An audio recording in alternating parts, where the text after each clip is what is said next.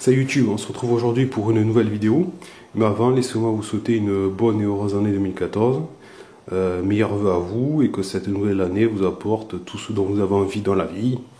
Joie, bonheur, santé. Voilà, ceci étant, on se retrouve aujourd'hui pour voir une nouvelle technique. On va essayer aujourd'hui d'improviser une scie fil inspirée un peu de la scie fil commando. Alors pour cela, il me restait du fil de fer que j'avais utilisé pour faire le réchaud burkinabé.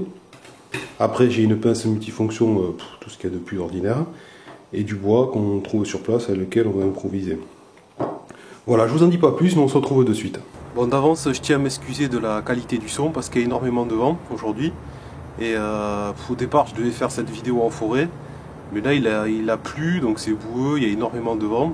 Et là, j'ai un petit créneau météo, donc je préfère en profiter maintenant. Voilà, donc d'avance, excusez-moi, c'est les aléas de la météo. Voilà, donc ce que j'ai fait, c'est que j'ai pris mon fil de fer, j'en ai coupé à peu près entre 1,20 m et 1,50 m. Et après j'ai préparé du bois. Là ça sera la future poignée. Et là j'ai fait une rainure. Comme ça va pouvoir guider le fil de fer et le maintenir en place. Donc ce que je viens faire maintenant, c'est prendre mon fil de fer. Je le replie en deux.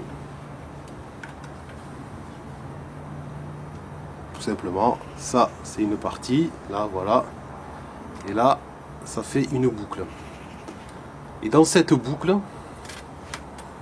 je vais venir passer mon fil de fer, mon bout de bois, excusez-moi.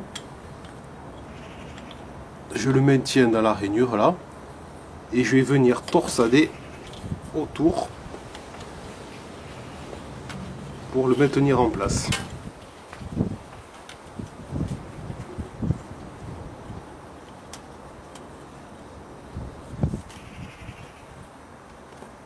Voilà ce que ça donne. Ça c'est la poignée de ma scie fil. Et vous voyez, là, ça maintient en place. Et vous avez le début de votre scie fil. Et là on va venir torsader les deux autres fils, les deux autres bouts de fil de fer. Et on va ainsi créer notre scie fil. Je vous montre un peu qu'est-ce que ça donne et au niveau du résultat et comment je vais procéder. Là vous vous souvenez de la poignée. J'ai relié le bout de fil, voilà, hop, et d'autre côté, moi voilà, c'est ma façon de procéder, je dis pas que c'est la meilleure, moi c'est celle qui m'a semblé la plus logique. Voilà les deux bouts de fil qui restaient, donc je les ai reliés à ce bout de bois, j'ai pratiqué une encoche ici, j'ai relié une des tiges, et l'autre encoche là, et j'ai relié l'autre tige ici, et je suis venu le bloquer fermement. Après, cette poignée ici, je viens la bloquer quelque part. Et après, je n'ai plus qu'à torsader en tournant, faisant un mouvement comme ça. Je viens torsader. Et vous voyez,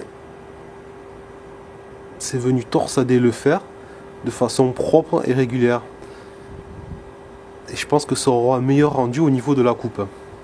Donc là, je vous montre un peu comment je procède en détail. J'ai coincé la poignée dans la grille de l'atelier de mes parents pour faire les moyens du bois. Dans la nature, je pense que j'aurais coincé tout simplement entre deux branches fourchues là. Avec du cordage naturel. Voilà, là le fil est en train de se torsader et là il est relié à bout de bois et là j'ai plus qu'à venir faire retourner celui-ci et à chaque fois ça va venir ajouter une petite torsade. Par contre il y a beaucoup de tension, donc maintenez ce bout de bois que j'ai entre les mains, vous le tenez vers vous en arrière. Alors je vais essayer de faire en zoom. Voilà, alors regardez, hop, je tourne et ça vient rajouter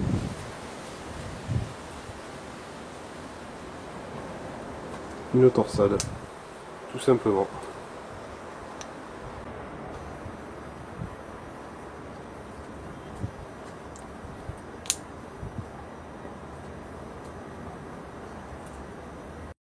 Je vous montre à quoi ça ressemble une fois fini.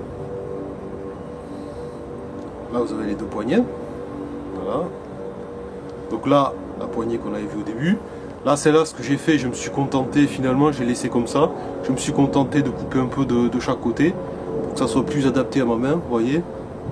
Voilà, bon, je pense que je vais mettre des gants quand même, pour pas m'abîmer sur le fil de fer. Voilà, ça donne ça. Et la torsade, je vous montre. Alors si la mise au point veut bien se faire. Voilà. Donc vous voyez, c'est assez régulier quand même. Le fait de le faire de cette façon-là, ça fait une torsade qui est beaucoup plus régulière.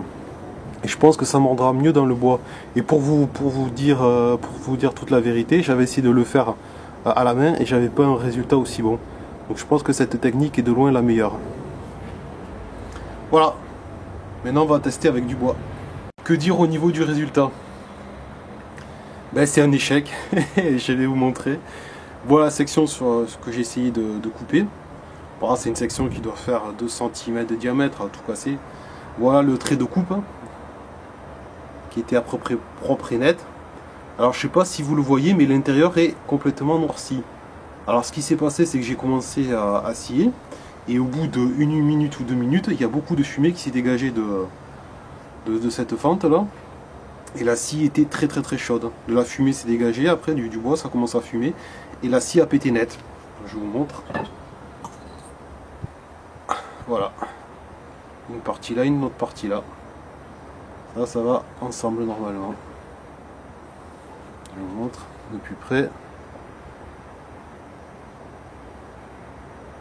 Voilà, rompu net, les deux parties là. Alors, bon, j'avais vu cette technique dans un épisode de Dual Survival saison 3, présenté par la personne qui a remplacé Dave Canterbury. Et cette personne avait dit oui, en cas de problème ou si vous êtes dans la nécessité, vous pouvez prendre un fil de fer, le torsader et après vous aurez une scie fine. Voilà, donc j'ai essayé. Donc deux choses l'une, soit j'ai merdé quelque part, pour parler poliment, excusez-moi le terme, mais c'est le cas. Peut-être que le fil n'est pas adapté. Quand il est soumis à une trop forte température, il a pété. J'ai mal fait la torsade, il y avait trop de tension, bon, c'est peut-être possible. Voilà, donc j'ai besoin de votre aide ou de votre avis. Vous allez peut-être me dire que les scies fils, il faut abandonner totalement et prendre une scie classique. Voilà, mais j'aimerais quand même connaître le fin mot de l'histoire, si quelqu'un là ou si quelqu'un a essayé cette technique. Voilà. Et pour info, c'était le fil de fer que j'avais utilisé dans la vidéo pour le réchaud burkinabé, et de mémoire c'était un fil de fer de 1,1 mm de diamètre. Voilà, donc j'ai besoin de votre aide. Si vous avez des solutions, ben, je suis preneur. Voilà, salut YouTube, bye.